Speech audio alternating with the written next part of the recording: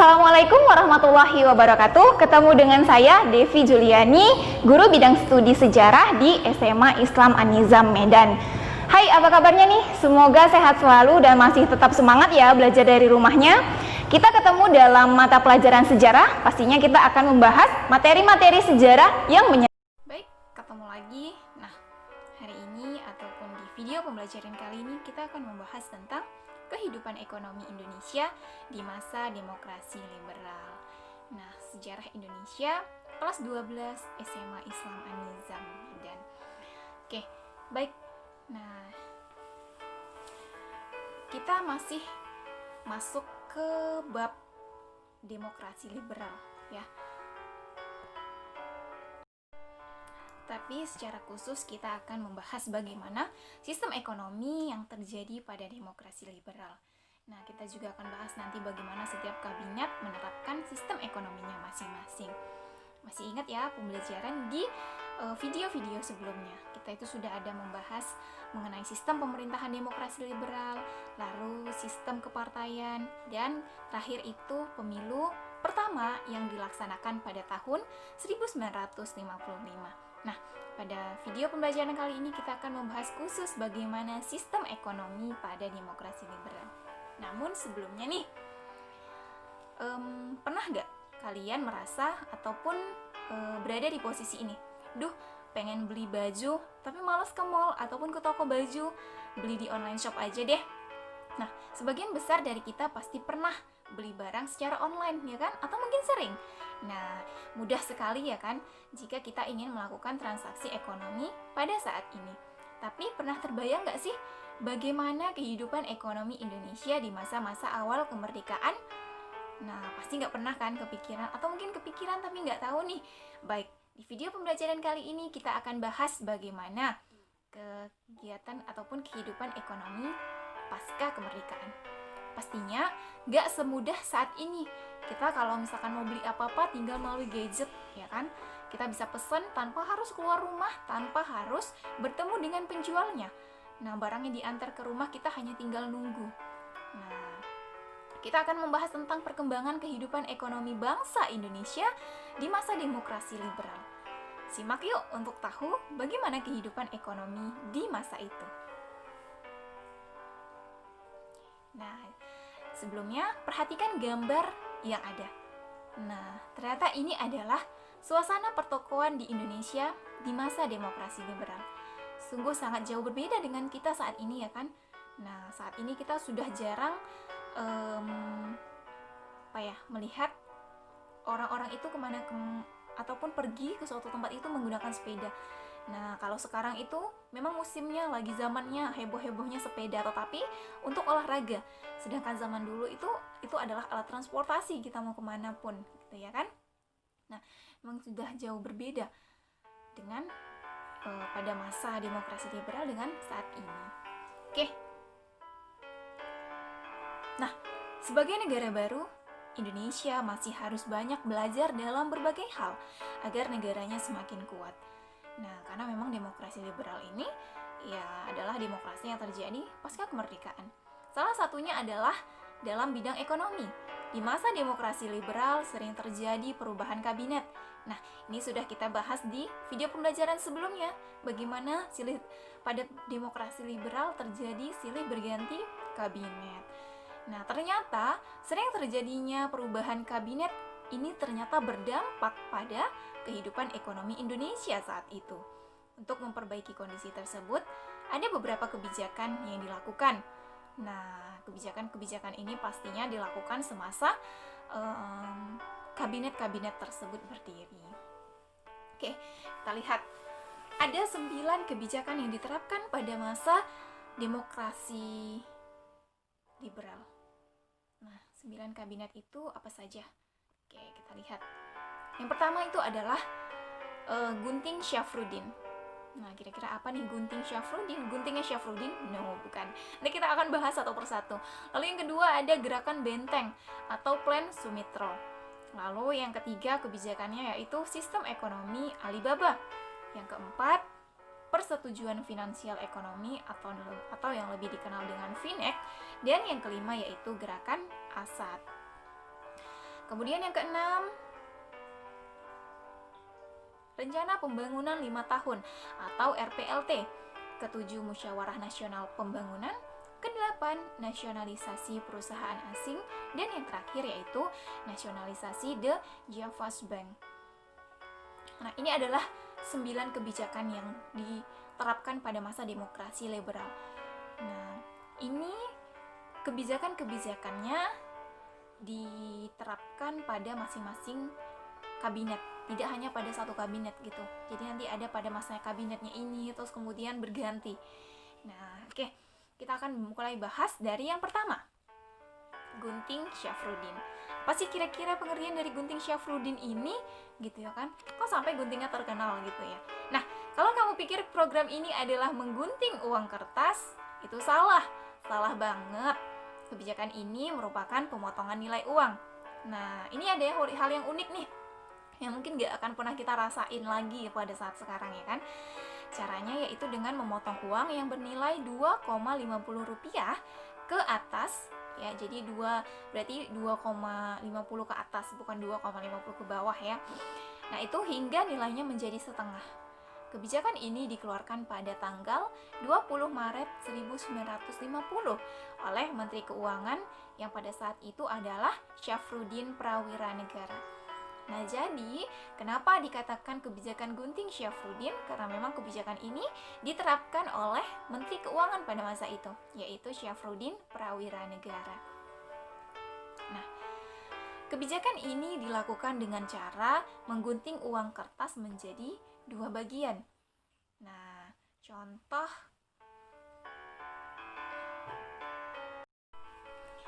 contohnya seperti ini nih. Ini ilustrasi aja. Nah, misal nih uang 10.000. Ini kan uang pada saat ini ya kan.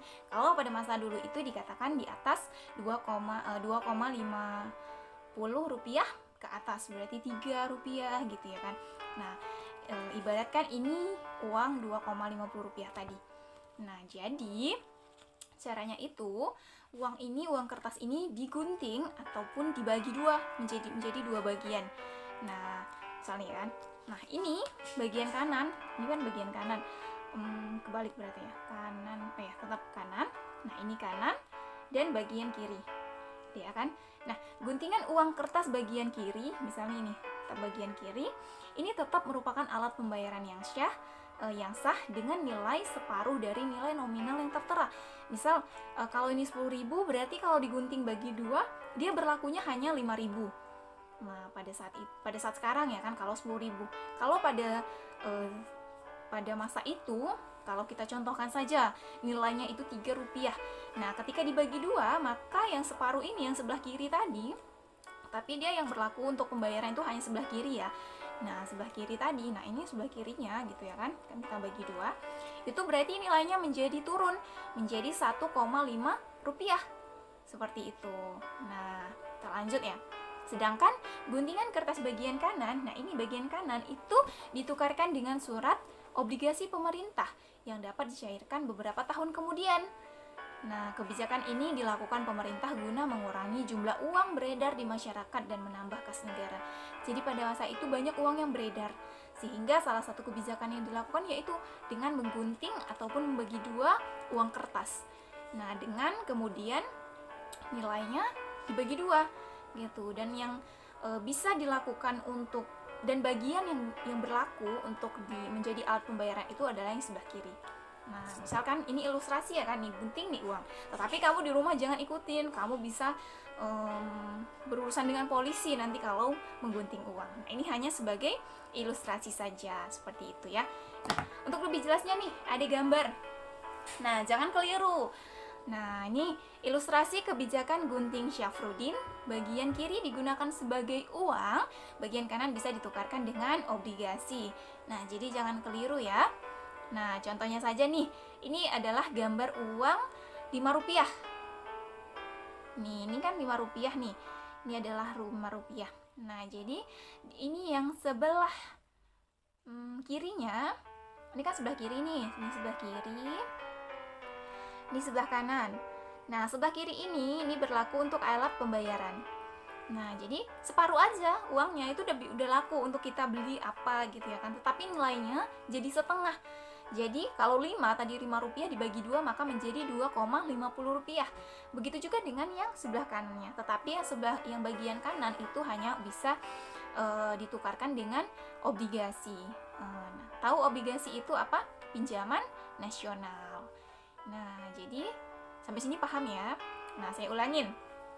Misal nih kayak contoh tadi uang 10.000.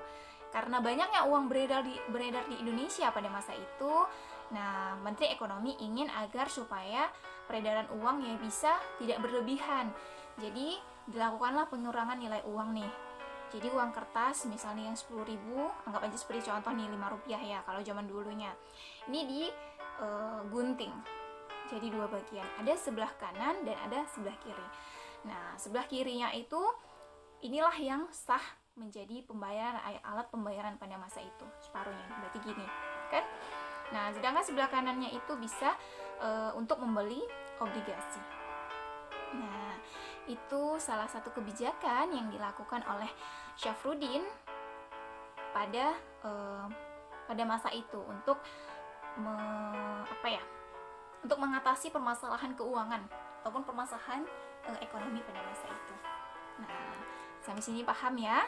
Baik, kita lanjut.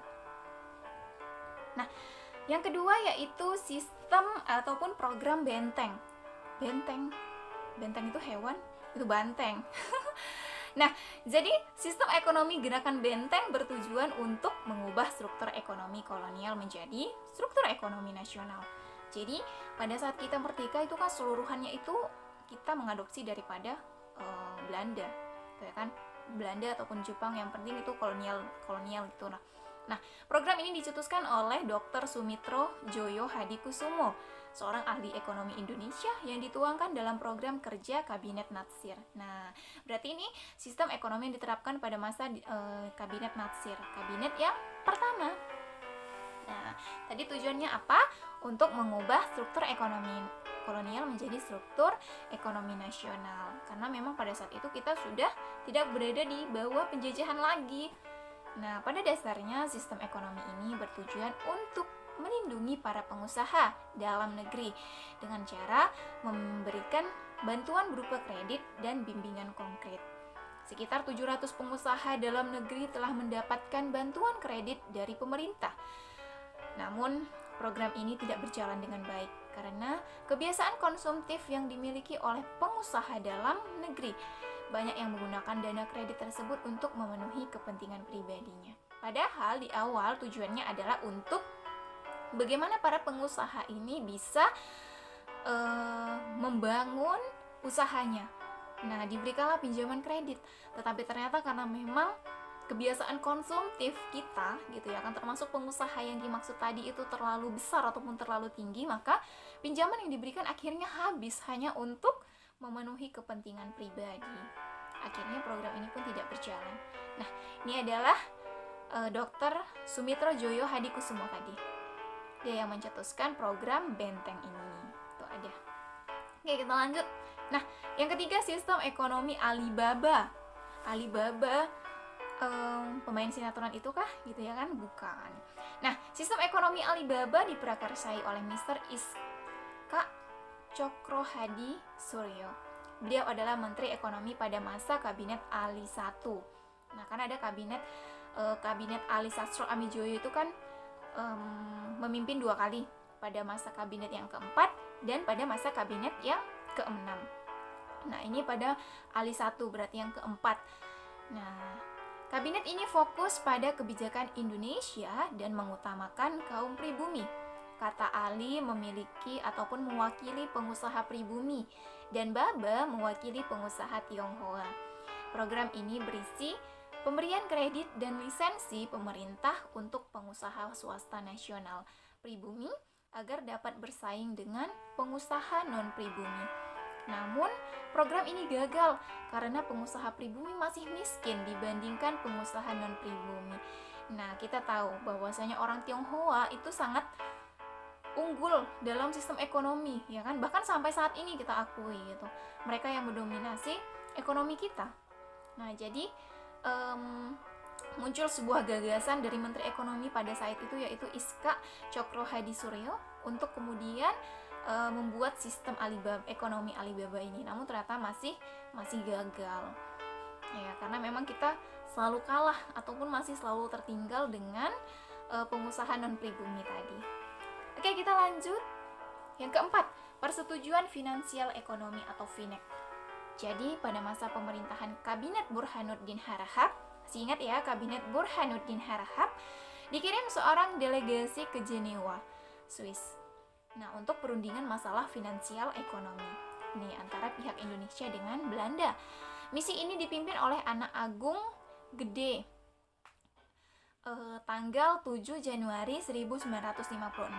Adapun kesepakatan pada FINEK ini, persetujuan finansial ekonomi ini, yang pertama, hasil KMB dibubarkan. Lalu yang kedua, hubungan FINEK Indonesia Belanda didasarkan atas hubungan bilateral, hubungan dua negara, ya kan, kerjasama dua negara. Lalu yang ketiga, hubungan FINEK finansial ekonomi didasarkan pada undang-undang nasional. Nah, ini isi daripada kesepakatan persetujuan finansial ekonomi. Hasilnya, ternyata pemerintah Belanda tidak mau menandatanganinya, sehingga Indonesia mengambil langkah secara sepihak.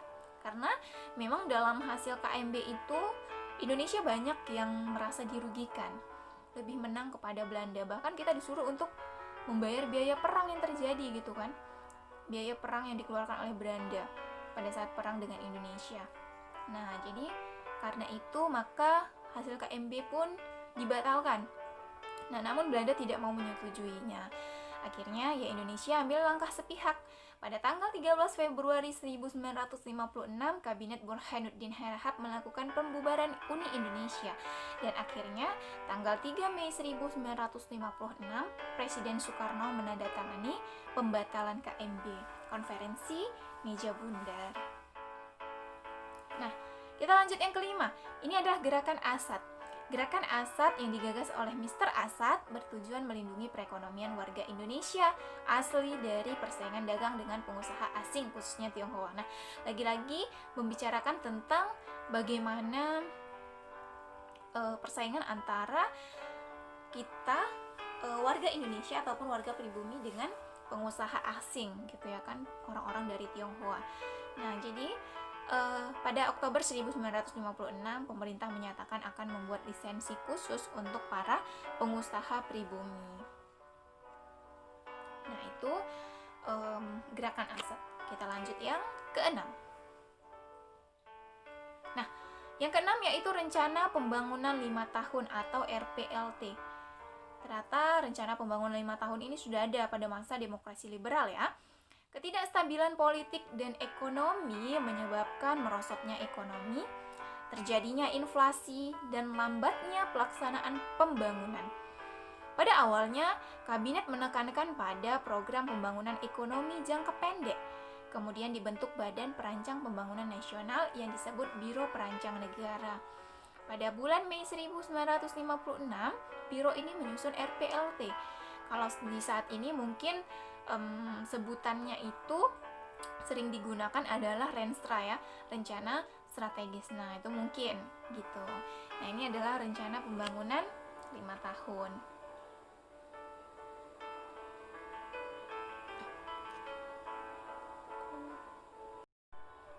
Oke, kita lanjut ya, maaf tadi kesalahan teknis. Oke, sekarang yang ketujuh, yaitu Musyawarah Nasional Pembangunan atau MUNAP.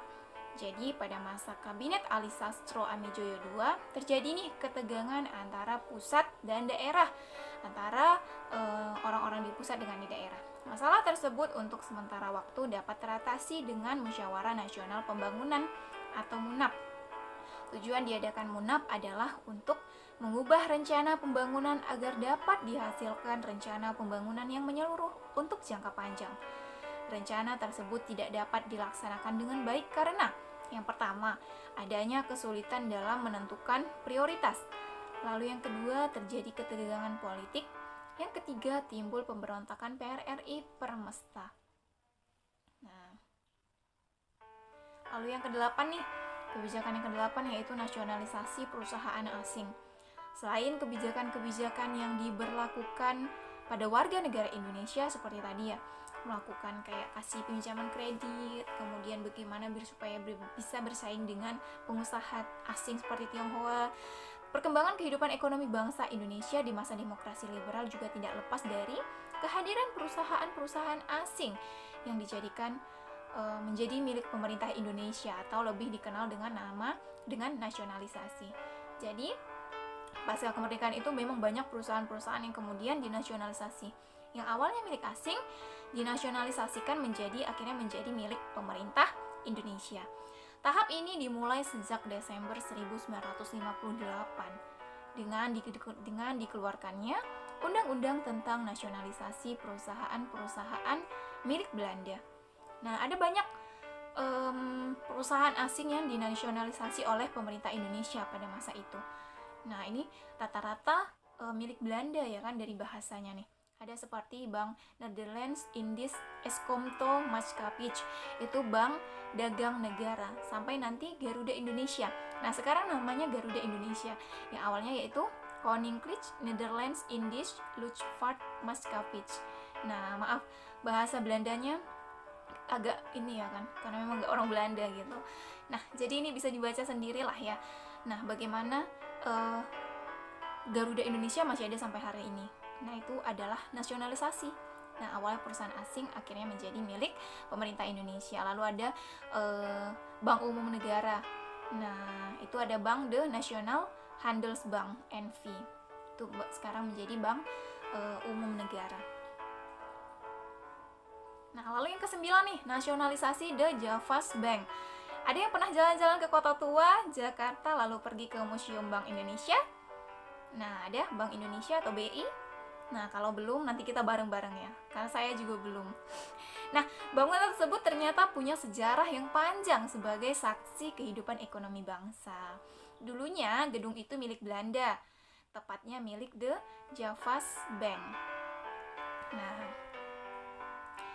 pada tanggal 19 Juni 1951, Kabinet Sukiman membentuk Panitia Nasionalisasi De Javas Bank.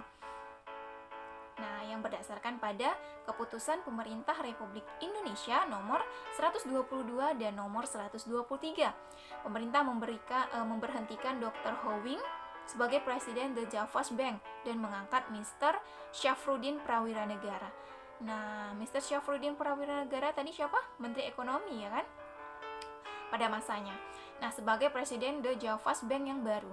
Pada tanggal 15 Desember 1951 diumumkan Undang-Undang Nomor 24 Tahun 1951 tentang nasionalisasi The Javas Bank menjadi Bank Sentral. Kemudian pada tanggal 1 Juli 1953 The Javas Bank berganti menjadi Bank Indonesia dan masih ada hingga saat ini. Jadi banyak memang untuk memperbaiki ekonomi kita pada masa itu dilakukan nasionalisasi, karena kita sudah tidak berada di bawah kendali para kolonialis lagi. Jadi perusahaan-perusahaan mereka yang ada di dalam negeri itu dinasionalisasikan. Pastinya peraturannya diatur dalam undang-undang yang ada pada masa itu. Nah, itu adalah ke-9 daripada kebijakan ekonomi yang diterapkan pada masa demokrasi liberal. Nah, ini bisa dilihat pada gambar ya. Ini adalah kondisi ataupun keadaan The Javas Bank di Batavia atau sekarang Jakarta, yang sekarang menjadi Museum Bank Indonesia di kawasan Kota Tua Jakarta. Nah, bahkan saat ini tempat tersebut menjadi tempat wisata sejarah ya kan? Wisata sejarah yang terbuka untuk umum. Bolehlah nanti kapan-kapan berkunjung ke sana bagi yang belum. Kalau yang sudah, boleh berbagi cerita dengan teman-temannya yang belum pergi ke sana ya. Oke. Menarik bukan? Kita membahas tentang sejarah, pengetahuannya luas gitu ya kan? Kita bisa tahu bahwa tempat-tempat yang pernah kita datangi selama ini, mungkin yang pernah kita datangi kayak tadi Kota Tua itu memiliki cerita sejarah tersendiri gitu, dan menjadi saksi daripada bagaimana kehidupan ekonomi pada masa itu. Bukan hanya kehidupan ekonomi, tapi banyak ya, dalam bidang-bidang lain itu banyak. Nah, baik, itu adalah materi singkat kita pada pertemuan kali ini, yaitu sistem ekonomi pada masa demokrasi liberal. Jadi memang pada masa demokrasi liberal itu kan pasca kemerdekaan tidak mudah untuk kemudian membuat ataupun melahirkan sistem ekonomi yang baik. Nah, jadi banyak perubahan-perubahan yang dilakukan. Nah, itu adalah ke-9 kebijakan yang diterapkan pada masing-masing kabinet pada masa demokrasi liberal. Baik, semoga video ini bermanfaat dan semoga bisa dapat dipahami. Sampai ketemu di video-video pembelajaran selanjutnya. SMA Islam An-Nizam Medan, unggul, cerdas, Islami. Wassalamualaikum warahmatullahi wabarakatuh. Demikian pembelajaran kita kali ini. Sampai ketemu di video-video pembelajaran selanjutnya ya. Jangan lupa like, komen, dan share video ini. SMA Islam An-Nizam Medan, unggul, cerdas, Islami. Wassalamualaikum.